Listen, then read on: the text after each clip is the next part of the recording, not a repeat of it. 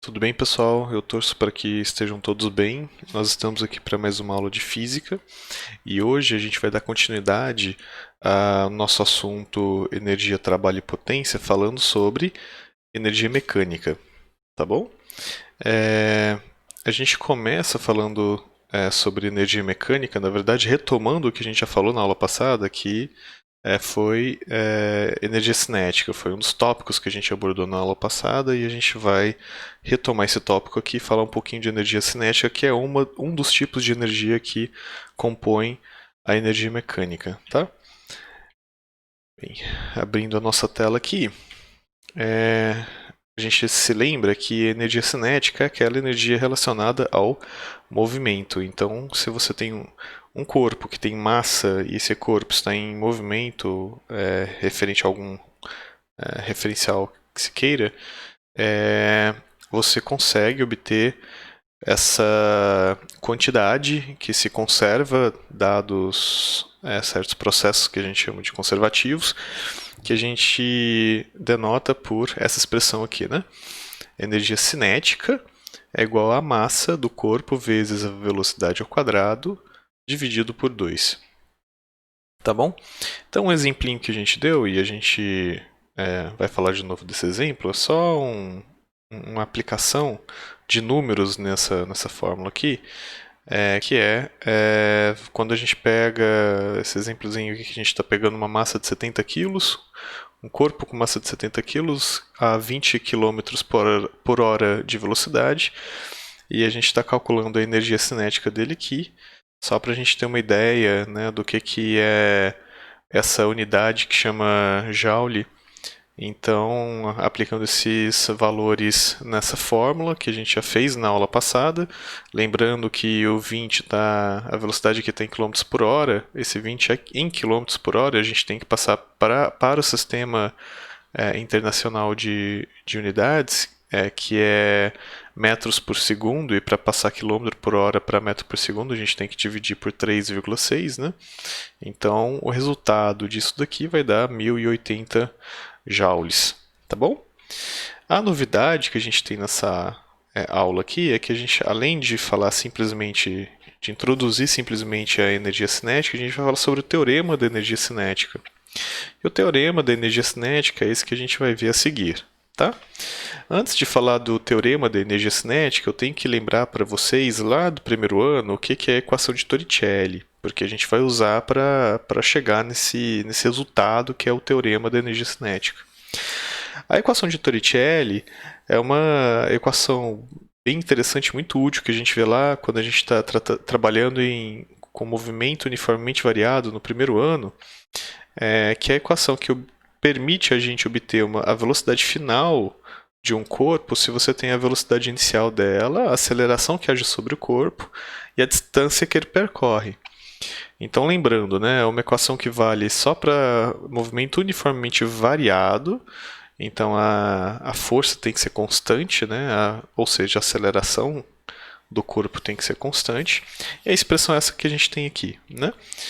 Não vou deduzir ela, tá? Vocês podem pegar o livro de primeiro ano ou procurar na internet como é que você chega nela, tá bom? Mas essa expressão é velocidade final ao quadrado, vai ser igual a velocidade inicial ao quadrado, mais duas vezes a aceleração vezes a distância percorrida. Tá? Esse Dzinho aqui é de distância percorrida. Uma coisa que a gente tem que lembrar, mas isso daí tem que estar na memória de todo mundo, é a segunda lei de Newton, né? F é igual a ma, e usando essas duas leis aqui, a gente consegue obter o teorema de energia cinética simplesmente pela definição de trabalho. Então, lembrando da última aula, a definição de trabalho que uma determinada força executa é a força vezes a distância percorrida vezes o cosseno do θ, sendo que esse θ é o ângulo entre a direção do deslocamento e a direção da força, né? Então, a gente viu na aula passada também que esse F vezes o cosseno do θ não deixa de ser uma projeção da parte da força, da componente da força que está paralela ao deslocamento. Então, é como se o trabalho fosse a força útil, né, para o deslocamento, a força que efetivamente contribui para o deslocamento. Tá bom? Essa definição, e a partir da definição a gente vai ter o teorema da energia cinética, para essa definição aqui, foi o que a gente acabou de comentar, né? Força vezes o cosseno do θ vai ser a componente paralela ao deslocamento da força, o que a gente vai chamar de Fp, e aí a gente vai simplesmente denotar por de Fp aqui, tá? Fp vai ser força paralela a quem? Ao deslocamento, tá bom? Então, qual que é o teorema da energia cinética? Bem, olha só. Se você pega a definição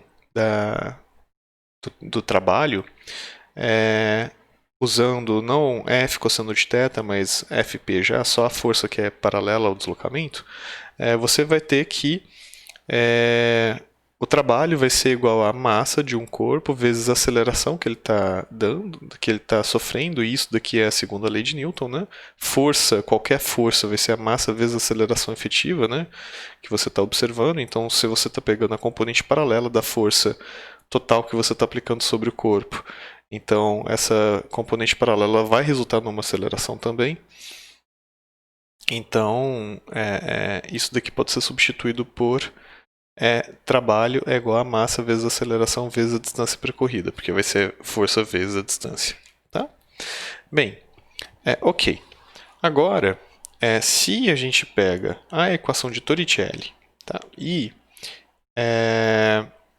isola esse termo aceleração vezes o deslocamento, que você tem essa aceleração vezes o deslocamento na equação de Torricelli, você vai ter que a aceleração vezes o deslocamento vai ser a velocidade final ao quadrado menos a velocidade inicial ao quadrado dividido por 2. E olha, você já tem uma expressão do trabalho relacionando o trabalho a esse termo, a aceleração vezes o deslocamento. Então, se você substitui aqui, o que você tem é trabalho é igual a massa vezes velocidade ao quadrado sobre 2 menos massa vezes velocidade inicial ao quadrado sobre 2. Mas, pessoal, olha só, isso daqui é exatamente energia cinética final, isso daqui é exatamente energia cinética inicial, certo? Energia cinética, qualquer quantidade final menos a quantidade inicial é a variação da quantidade, certo? Então, o que a gente obtém com essa continha simples que a gente faz aqui é que, e aqui com destaque, né, porque merece, o trabalho realizado por uma força vai ser igual à variação da energia cinética da força. Tá? O trabalho realizado por uma força vai ser igual à variação da energia cinética por uma força. Qual que é o limite de validade desse teorema? O limite de validade do que a gente está usando. Né? Segundo a lei de Newton, tem uma validade geral. Essa expressão do trabalho também tem uma validade geral. Isso aqui vale só para movimento uniformemente variado, né? A equação de Torricelli. Então, o que a gente precisa ter é que a aceleração seja constante. Aí, esse teorema que vale, tá? Que o trabalho é igual à variação da energia cinética. Tá bom? Isso daqui, ele faz uma diferença danada. E a gente vai ver o porquê que ele faz uma diferença danada para resolver um probleminha num exemplo, tá? Olha esse exemplo que a gente tem aqui. Um bloco de 1 kg de massa desliza sobre uma superfície rugosa com coeficiente de atrito... eu coloquei dinâmico aqui, mas na literatura é muito mais comum você ver cinético, tá? Coeficiente de atrito estático e cinético. Eu coloquei aqui dinâmico aqui, mas leia-se cinético, tá? Então, um bloco de 1 kg de massa desliza sobre uma superfície rugosa com coeficiente de atrito cinético μ é igual a meio. A velocidade inicial do bloco é de 10 metros por segundo e a final de 5 metros por segundo. E a pergunta é qual é o trabalho da força atrito neste intervalo? Bem, a gente consegue resolver esse problema sem o teorema que a gente acabou de ver, sem o teorema da energia cinética. Só que essa solução ela vai ser bem mais complicada e a gente vai mostrar o quão mais complicada ela vai ser. Tá? Em primeiro lugar, se a gente quiser resolver esse problema pela definição de trabalho, a gente vai ter que partir da definição. Né? A definição está aqui, acabei de colocar para vocês. Trabalho é igual a força vezes o deslocamento vezes o cosseno do θ. Bem, aí eu tenho que conseguir, em primeiro lugar, saber qual que é a força, né? A partir do meu problema. A força vai ser a força de atrito. E a força de atrito é dada por esse modelinho aqui, né? Isso aqui vocês viram ano passado também, lá em Física 1. Força de atrito é igual a coeficiente, aqui é Dzinho de dinâmico, mas de novo cinético, né? Coeficiente de atrito cinético vezes a normal, tá? Isso vai resultar no nosso problema aqui, né? Força de atrito vai ser igual a meio vezes, aqui vai ser a normal. A normal vai ser igual ao peso, né? Como eu tenho 1 kg de massa, 1 kg vezes a aceleração gravitacional que a gente aproxima para 10 metros por segundo quadrado, resulta em uma força de atrito de 5 newton. Tá? Então, o primeiro passo que a gente precisa saber é que para resolver o problema usando a definição de trabalho, qual que é a força. Então, a força a gente tem relativamente fácil aqui, né? 5 newtons. Bem, qual que é a distância? Agora, porque já que a gente achou a força de atrito, né? Qual que é a distância? Bem, a distância a gente acha com a equação de Torricelli. Tá? É o jeito mais simples de se achar essa distância. Tá? Só um detalhe aqui, que quando eu coloquei que o trabalho vai ser igual então a força vezes o cosseno aqui, o θ é 0, então esse cosseno vai ser 1, aí vai sobrar só a força de atrito vezes o deslocamento, a força de atrito que a gente acabou de calcular aqui. Só que eu coloquei um menos aqui, né?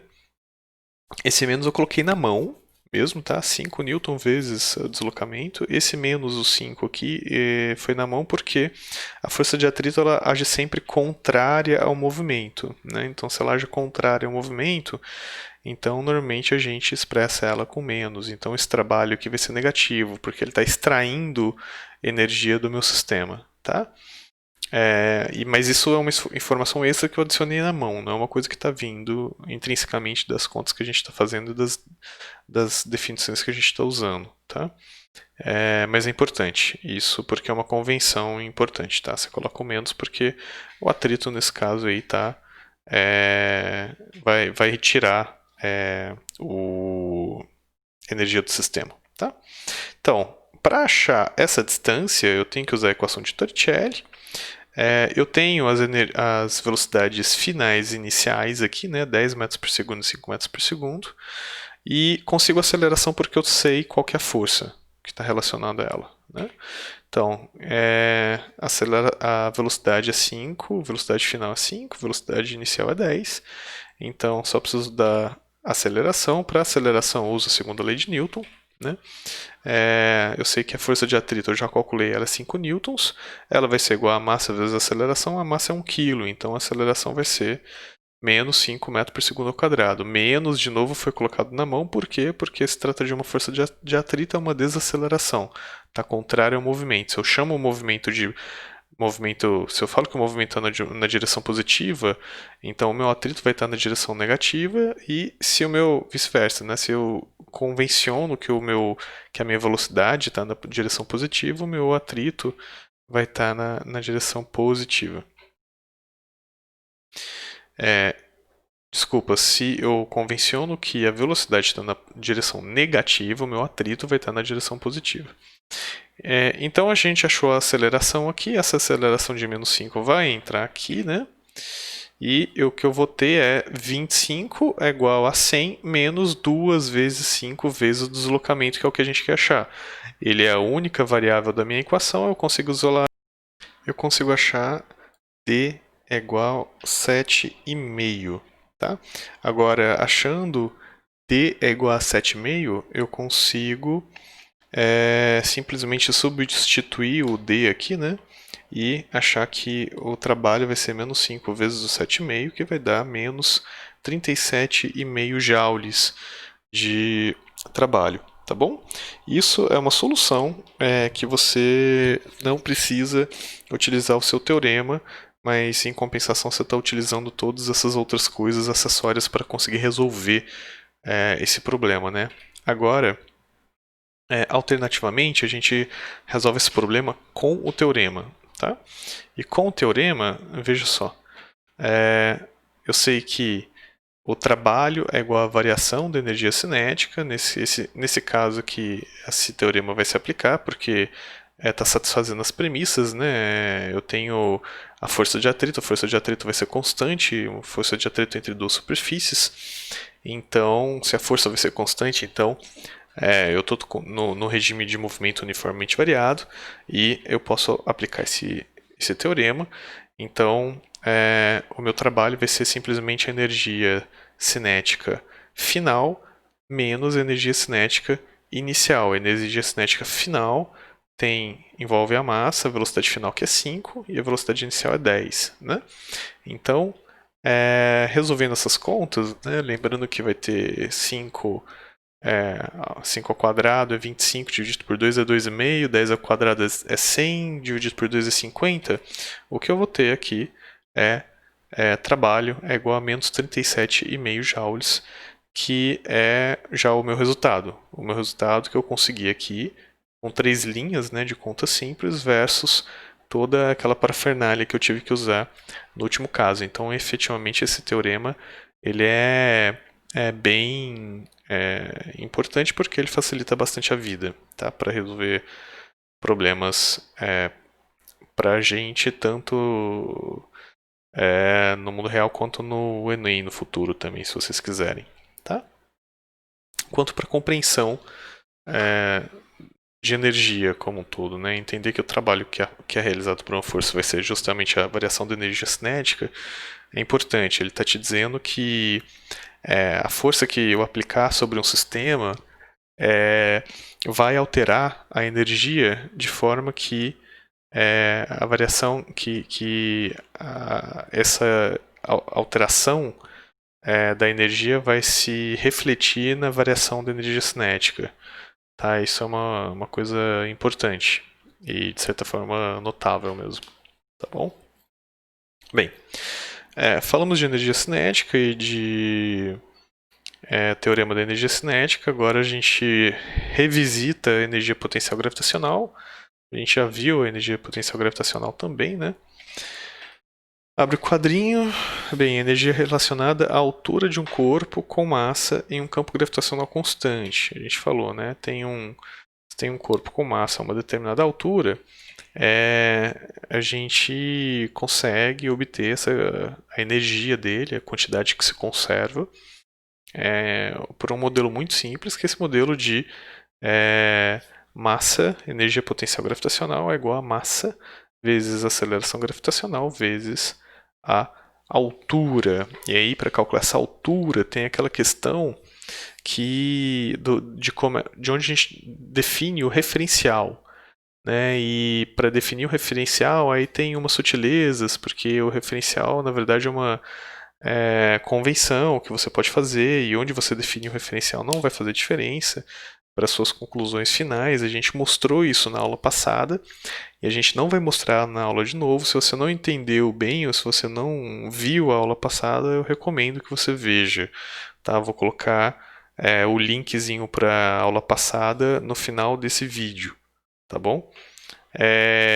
Aí você pode ver os exemplos lá e exatamente como é que funciona essa definição do referencial para você calcular a altura.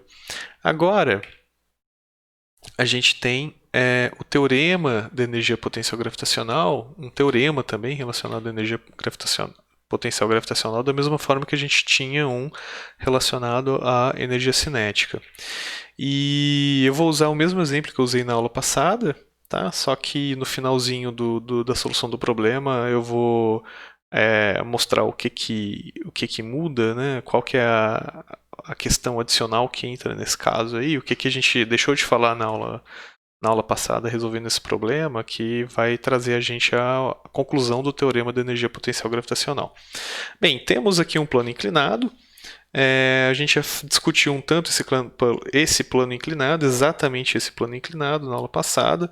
Então a gente tem um ângulo alfa aqui, qualquer, e esse ângulo alfa aqui do plano inclinado é justamente o ângulo entre a força gravitacional e a componente normal ao bloquinho. Tá?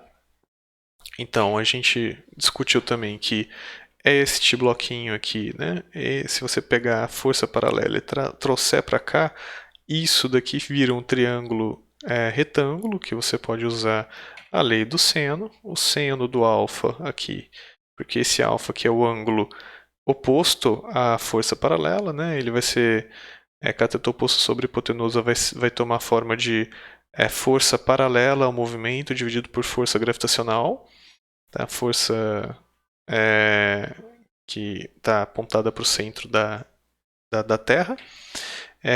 E por isso a força paralela vai ser ao movimento, a componente paralela da força gravitacional vai ser dada pela força gravitacional vezes o seno de alfa.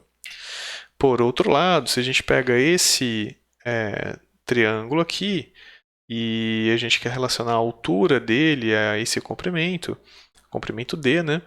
A gente tem que de novo, o alfa, como o alfa é esse ângulo que é igual a esse ângulo, vale para os dois casos, né? Vale para o triângulo retângulo de forças e vale para o triângulo retângulo de distâncias, que é o triângulo retângulo do plano inclinado.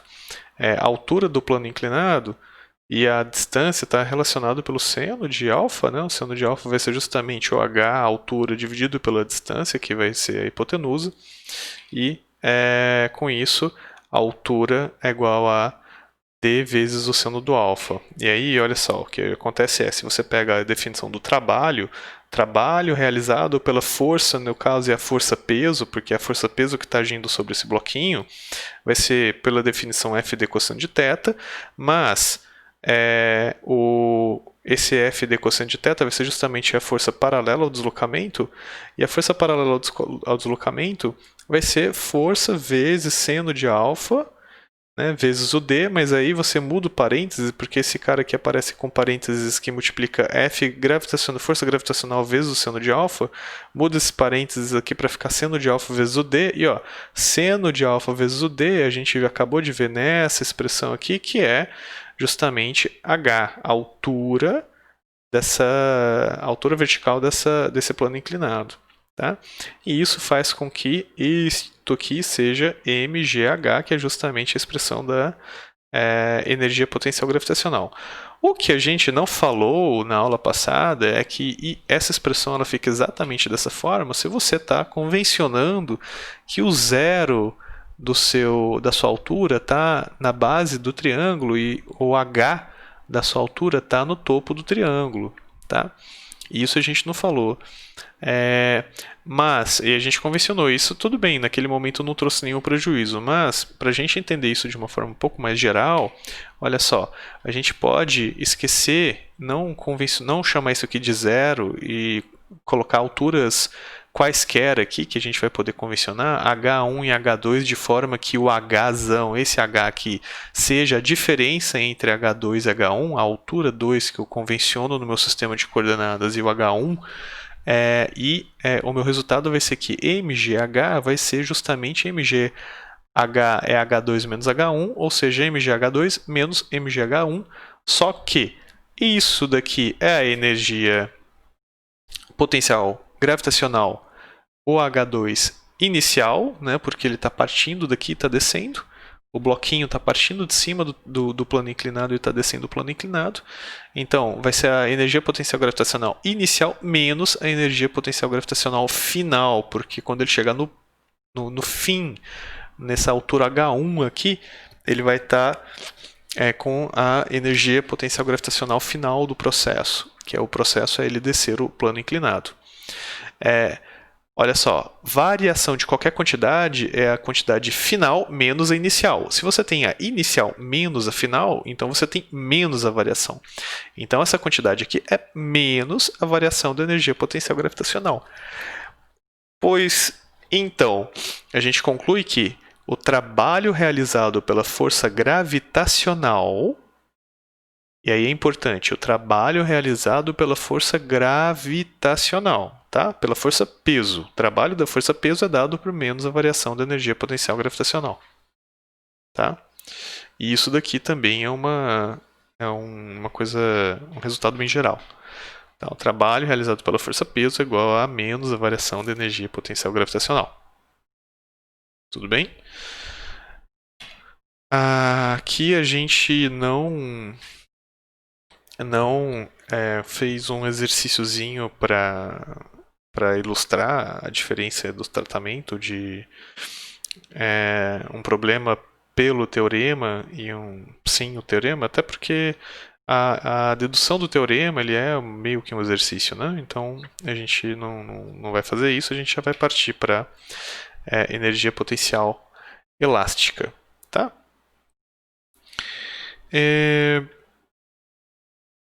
Para falar de energia potencial elástica, abre o nosso quadrinho, a gente primeiro precisa falar o que é uma mola. E o que é uma mola? Uma mola é esse elemento aqui que vocês conhecem, tá? Uma mola, aquela mola que vocês conhecem do dia a dia. Essa mola aqui, ela tem a posição de equilíbrio está marcada por esses pontos tracejados verdes. Essa daqui está sendo puxada por um braço mecânico a uma distância de 1 metro, 1,000 metro. Tá? E esse braço mecânico está realizando uma força de 200 newtons. Tá? Por quê? Porque a mola ideal, pelo menos, ou a mola que a gente trata aqui no ensino médio, ela é uma mola que ela não é idealizada, mas ela é um tratamento que vale e é um bom tratamento para pequenos deslocamentos da mola e para certas molas que são boas o suficiente para serem expressas, para serem modeladas pela lei de Hooke, tá bom? E o que lê essa lei de Hooke? Lei de Hooke é essa daqui, tá?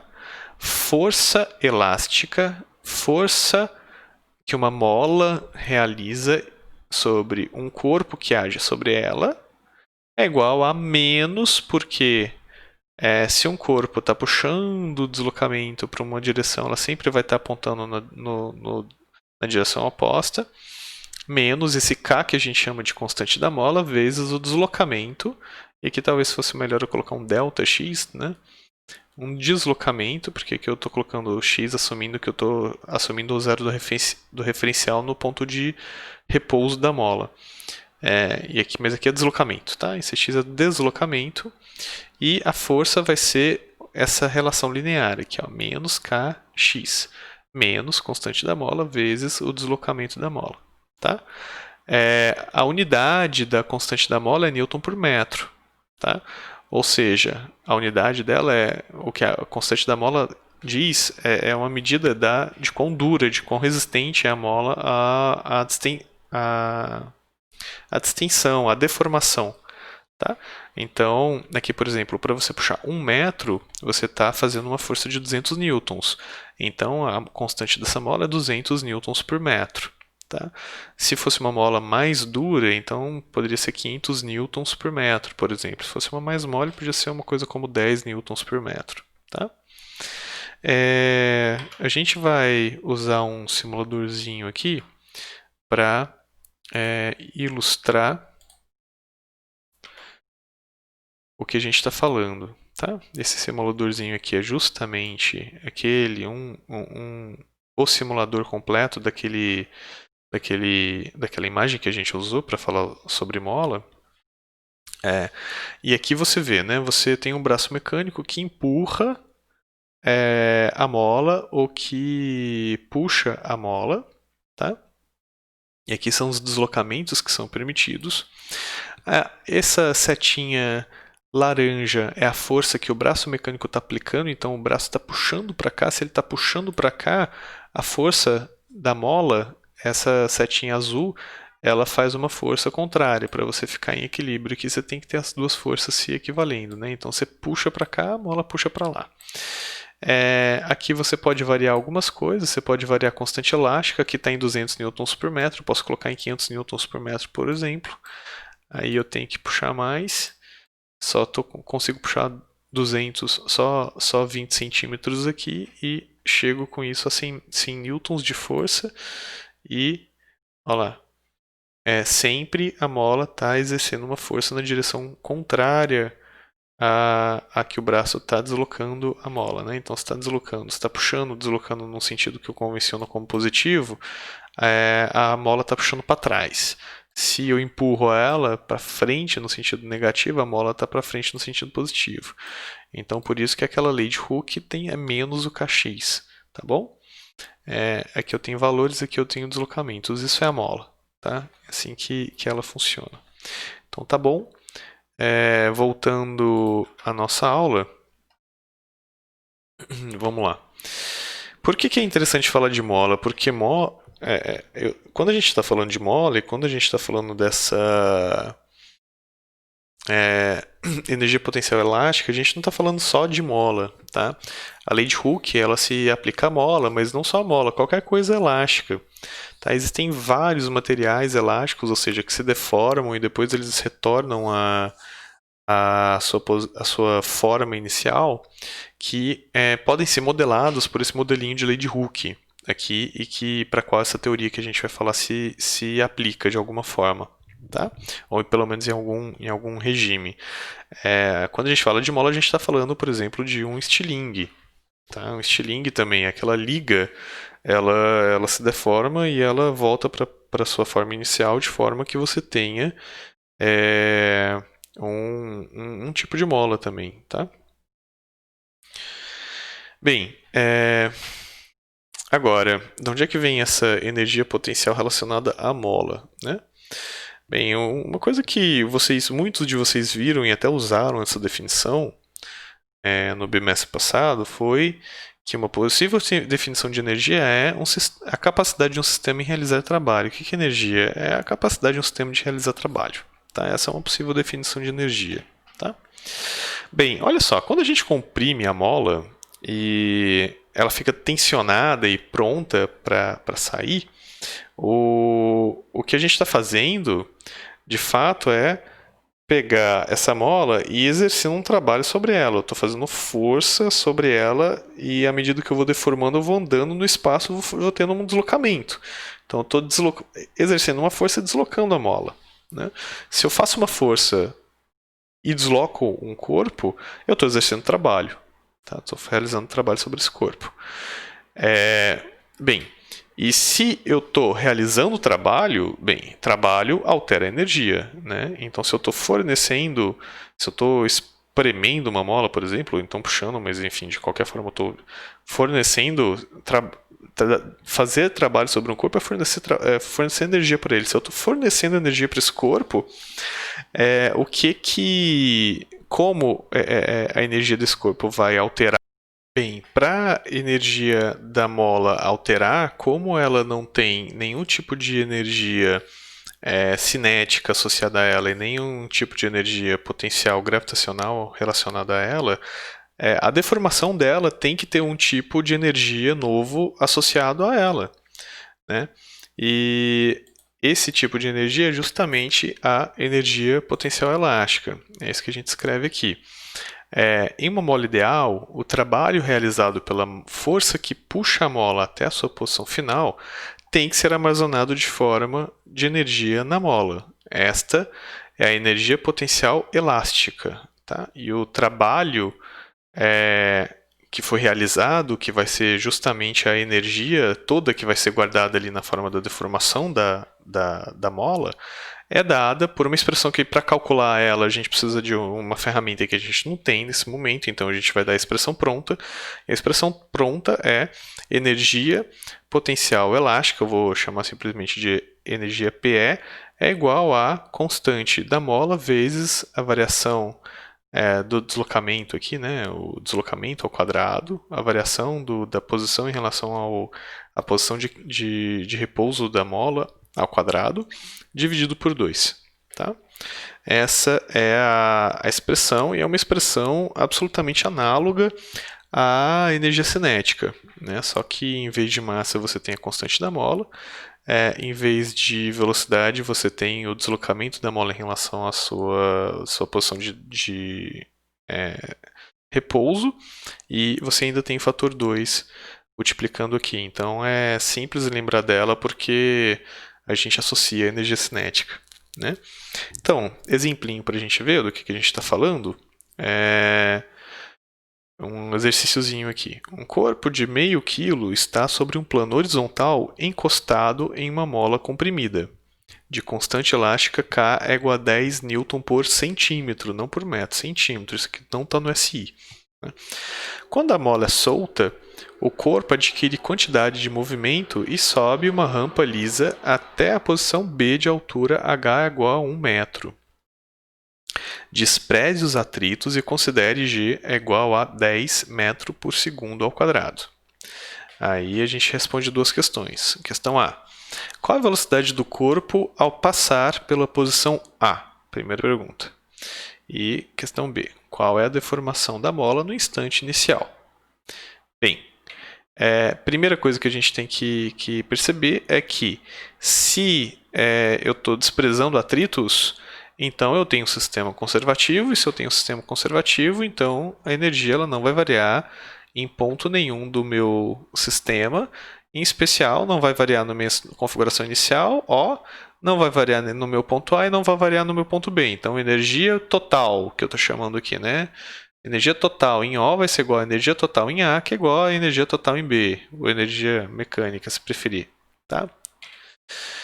No ponto O, toda a energia está armazenada na forma da energia potencial elástica. No ponto A, toda a energia está armazenada na forma de energia cinética. E no ponto, então, que eu estou chamando de energia potencial elástica do ponto O, energia cinética do ponto A, e no ponto B, energia potencial gravitacional no ponto B. Tá bom? Com isso, a gente responde a letra A, a gente já consegue responder a letra A, qual é a velocidade do corpo ao passar pela posição A. Bem, a gente sabe que a energia potencial gravitacional aqui, e aí a gente tem tudo para calcular ela, é igual à energia cinética em A. Aí a gente calcula a energia cinética em A, massa é meio quilo, velocidade em A é o que eu quero saber, dividido por 2 é igual a qual que é a energia potencial gravitacional em B, massa vezes aceleração vezes altura. Tá? Meio vezes 10 vezes 1. Portanto, eu vou ter aqui que a velocidade ao quadrado no ponto A só continha aqui, né? Aqui não é nenhuma continha importante. Né? Posso cortar dos dois lados o meio quilo aqui, então o meio corta, aqui fica 2 passa para cá, fica 20 metros por segundo ao quadrado vezes 1 metro. 1 metro por segundo ao quadrado vezes metro é metro vezes metro quadrado dividido por segundo quadrado. 2 vezes 10 vai dar 20, só isso, tá? Então, a velocidade em A ao quadrado vai ser 20 metros por segundo ao quadrado segundo ao quadrado, e isso resulta em raiz de 20 metros por segundo, que é 2 vezes raiz de 5 metros por segundo, que é a soluçãozinha que está aqui, né? Que está dada aqui no exercício. Bem, para responder a letra B, a gente só lembra que a energia potencial gravitacional no ponto B é justamente igual à energia potencial elástica no ponto O, né? Porque a energia está se conservando ao longo do tempo aí. E aí a gente calcula a energia potencial gravitacional em B. Isso vai ser meio vezes 10 vezes 1 de novo, né? Meio quilo vezes 10 metros por segundo quadrado vezes 1 metro. Isso vai ser igual à constante, agora sim, né? Energia potencial elástica é igual a K vezes ΔX ao quadrado dividido por 2. Então vai ser o K aqui vai ser 10 newtons por centímetro. Bem, 10 newton por centímetro, já passando para metro, 1 centímetro é 1 sobre 100 metro, certo? 1 sobre 100 metro, eu passo para cima duas casas, então 10 vezes 100 vai ser 1000. Isso daqui vai ser 1000 newtons.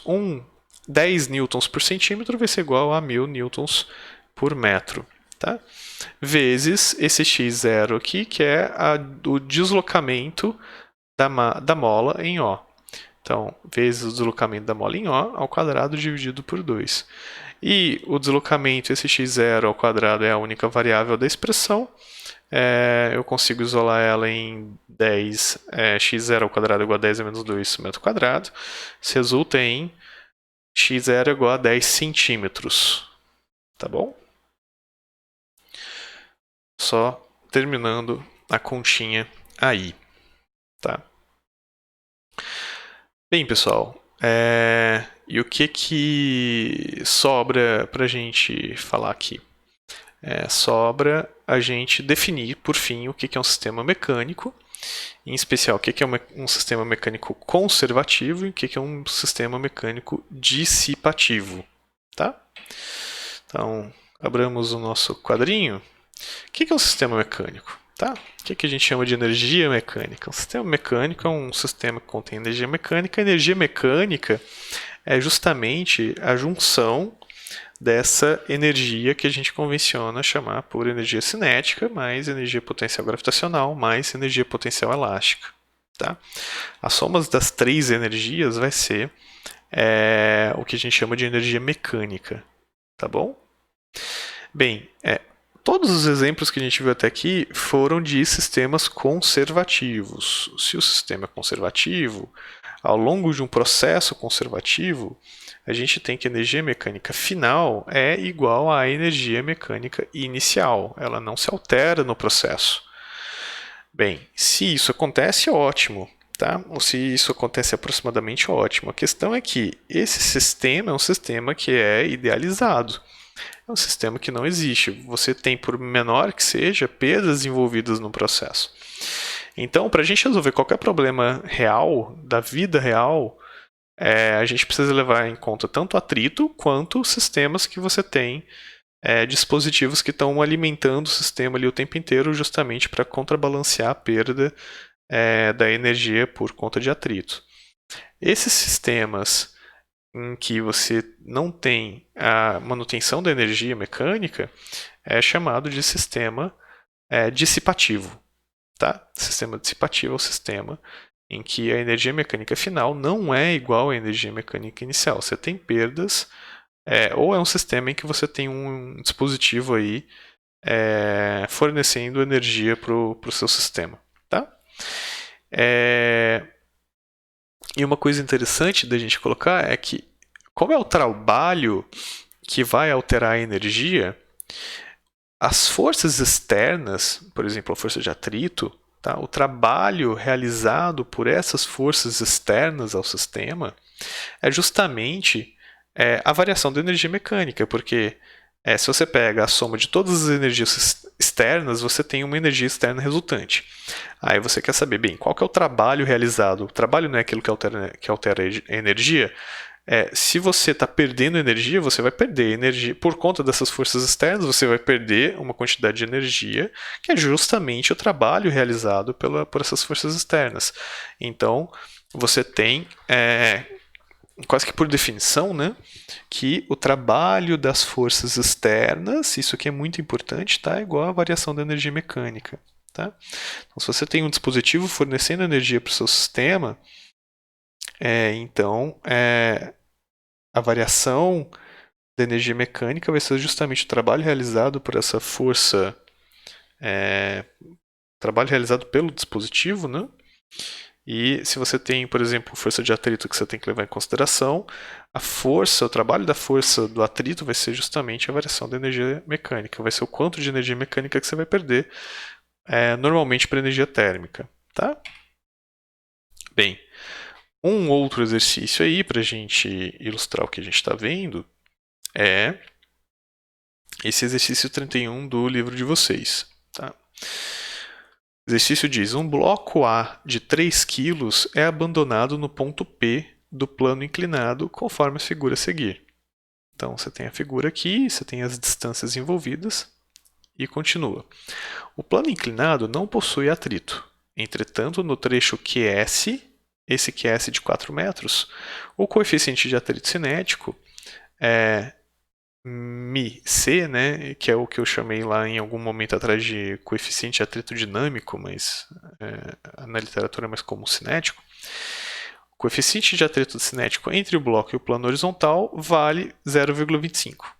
Sendo a constante elástica da mola K igual a 1,5 vezes 10 a 5 N por metro e G igual a 10 metros por segundo ao quadrado, determine aproximadamente em centímetros a compressão que o bloco A proporciona à mola.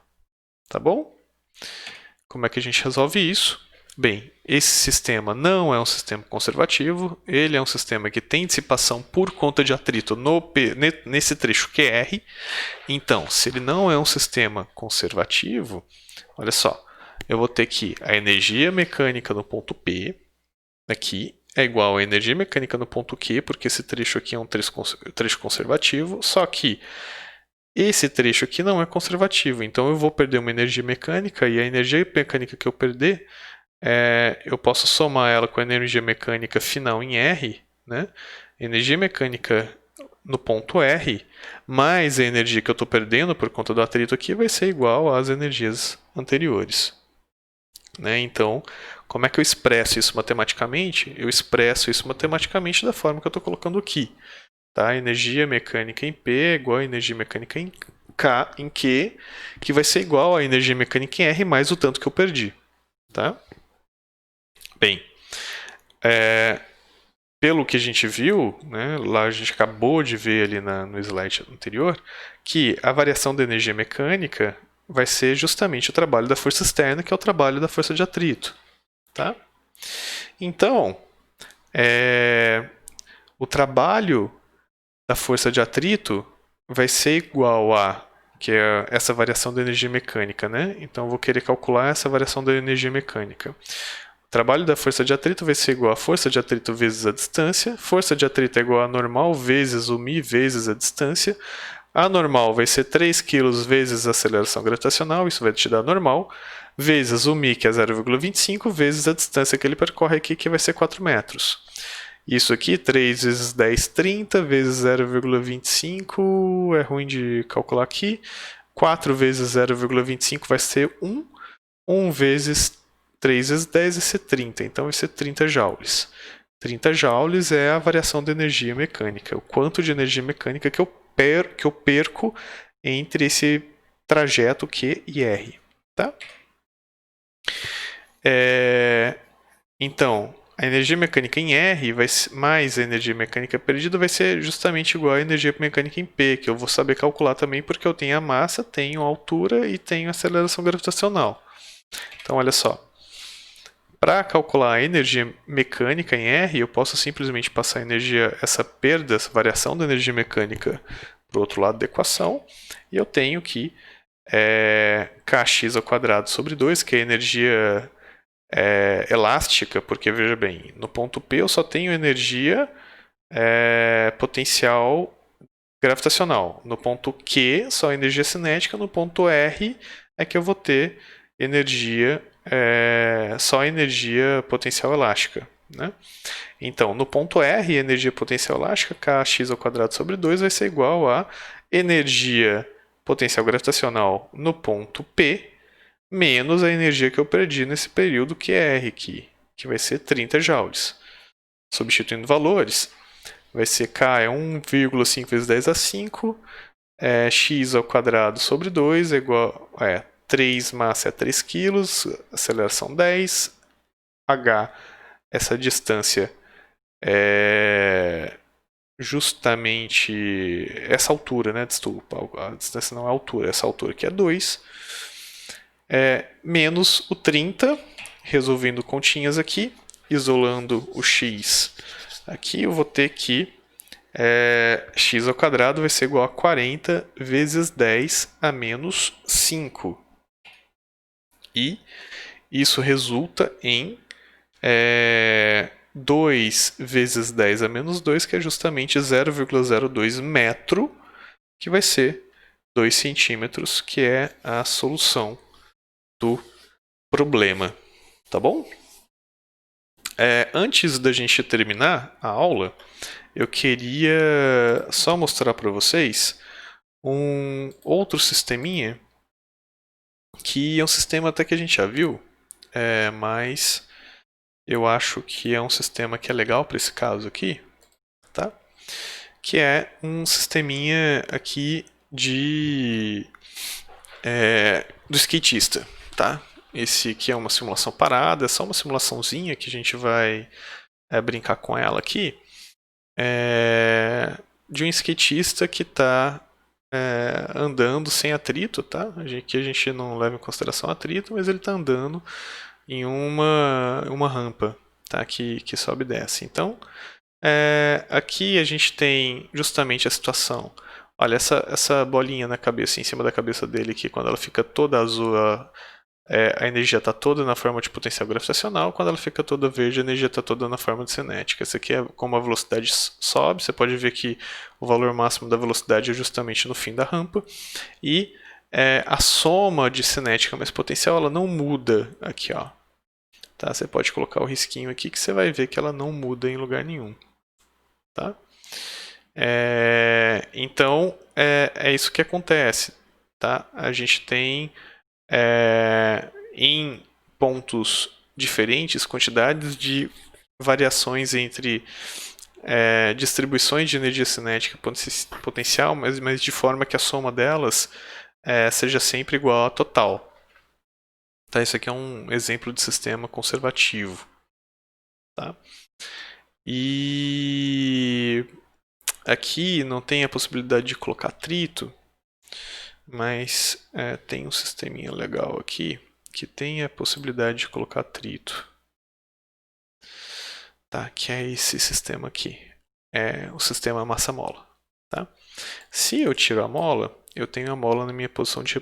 Desculpa, se eu tiro o peso da mola, eu tenho a mola na minha posição de repouso. Se eu coloco o peso na mola, eu tenho a mola mexendo. Olha só, eu tenho essa possibilidade. Agora aqui eu tenho a possibilidade de adicionar amortecimento ou não na minha mola. Tá? Então, se eu coloco a mola sem nenhum tipo de amortecimento, ou seja, se eu estou desprezando qualquer tipo de atrito e amortecimento da mola mesmo, perda de energia, eu solto a mola ela vai e volta sempre para a mesma posição.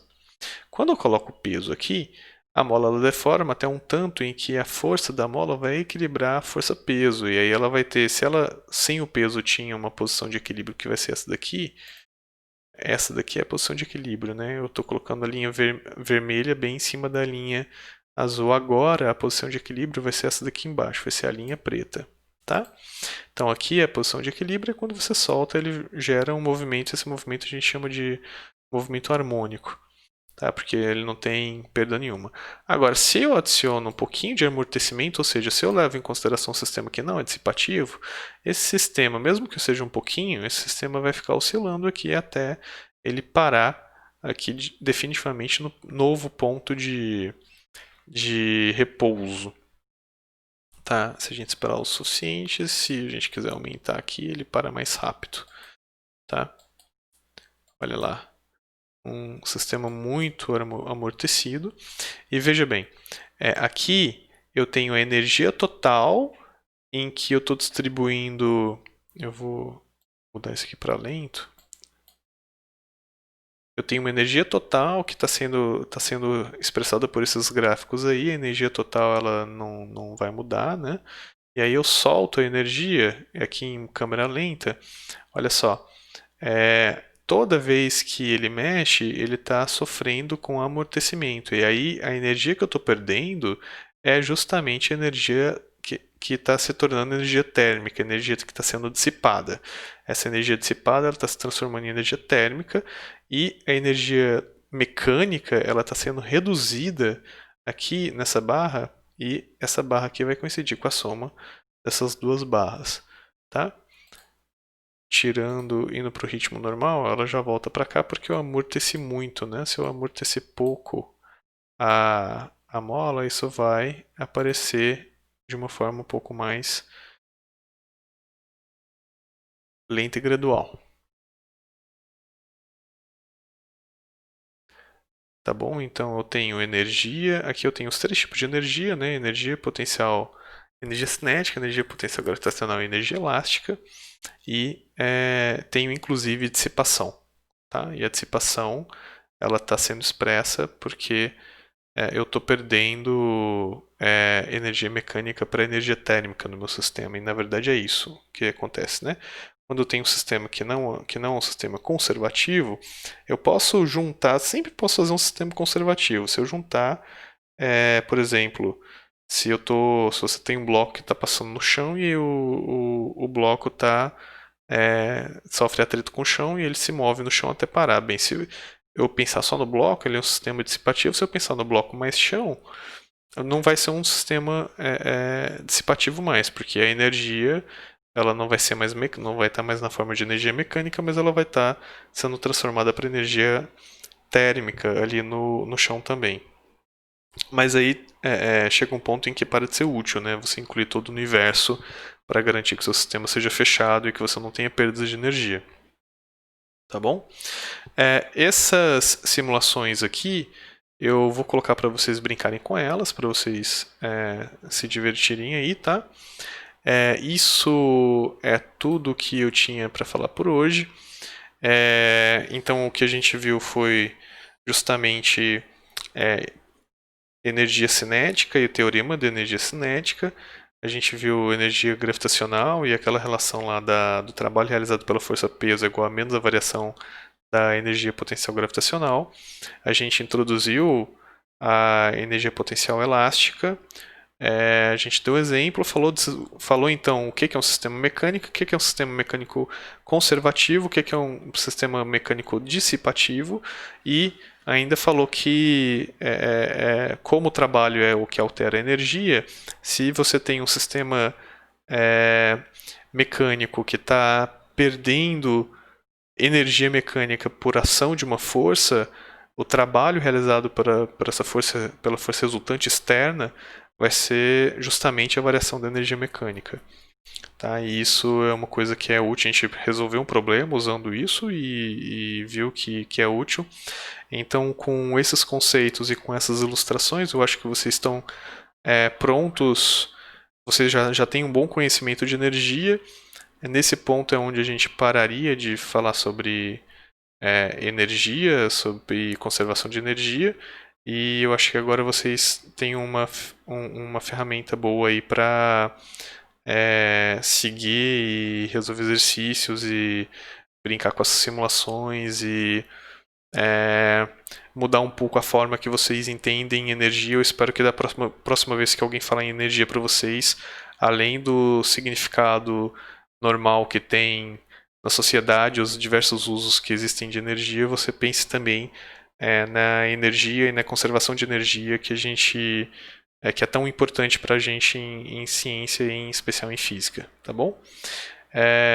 Então, pessoal, um abraço.